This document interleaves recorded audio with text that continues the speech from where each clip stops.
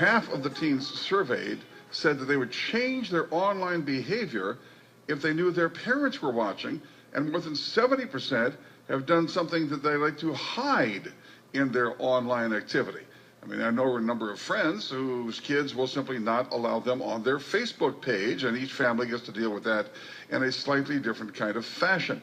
Now, these folks are folks who typically are very involved in the kids' lives. You know, the soccer mom, soccer dad concept. They make sure that they have a good hang on who the kids are hanging out with. They know their friends. They know the parents of the friends.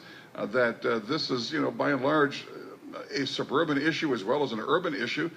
These are kids who are living in cul-de-sac city. None of these kids sometimes even get a computer until they graduate from high school and don't have access online. But of course, if they have a smartphone, there's a workaround right there. And allowing kids, according to one of the owners of a leading IT solutions company, a guy named Mark Peliquin, says one of the worst things that a parents can do is to allow kids to have computers in their bedrooms, particularly if those bedroom doors are going to be closed while the kids are on the computer. Because kids apparently, this is not a shock to any of us, but of course addressing this and trying to figure out what to do about it is the question. Kids will misbehave online just as they will misbehave in any other forum, and teens, according to the study, will actually, you know, do things online that they would just as soon have hidden from their parents and from their parents' friends.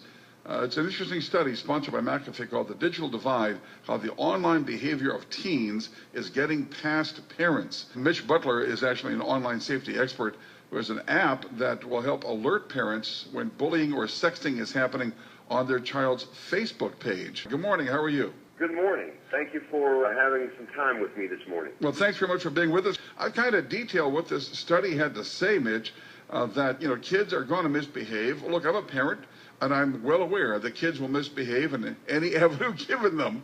But what can the parents do about this? That's exactly what our company has done, is come up with an app for Facebook that allows parents to set up an account at EyeGuardian.com, and it's a free app. The website is EyeGuardian.com, because we're providing parents some visibility to their kids' online Facebook activity. And we're helping parents then start a dialogue with their kid because they need their child's Facebook password to connect that Facebook account to EyeGuardian. But then what we do is provide a message watch, a friend watch, a image watch, so that if there's suspect content on their child's Facebook account, the parent will get a daily email or text message showing them the alert that say, hey, you should probably look at this, and then it's up to the parent to decide, do I need to talk to my child about removing this or not doing this again in the future?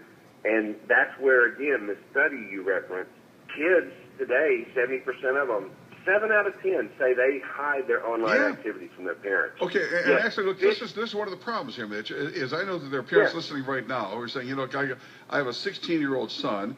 He's on Facebook, but he will not give me his Facebook password. He considers it a private space for him. And there is a point at which, you know, parents have to begin to say, my kid is growing up. He has to learn how to do things in an adult manner. I don't know how to strike that balance very effectively. And I don't know how parents are going to go to their child and say, I want your Facebook password so I can snoop on you. It's something that I talk to my friends about on a regular basis when they ask the same thing. And, you know, it's with my teenage girls, it's a little bit of a joke when we're sitting at a restaurant or at the dinner table. I'll just automatically reach across the table and grab one of their phones and say, let me see my phone. How did it do today? And it's kind of that joke, but what that message is, hey, I'm allowing you the opportunity to have a Facebook because you have to have a phone or a computer to get to it. And so I have some right to actually see what's going on there. And they understand that. And maybe there's parents out there that aren't in the same boat, but a little bit of it is we need to parent. Mitch Butler, online safety expert, thanks so much for being with us. Appreciate it. It's 8:30. Martin, hot at time.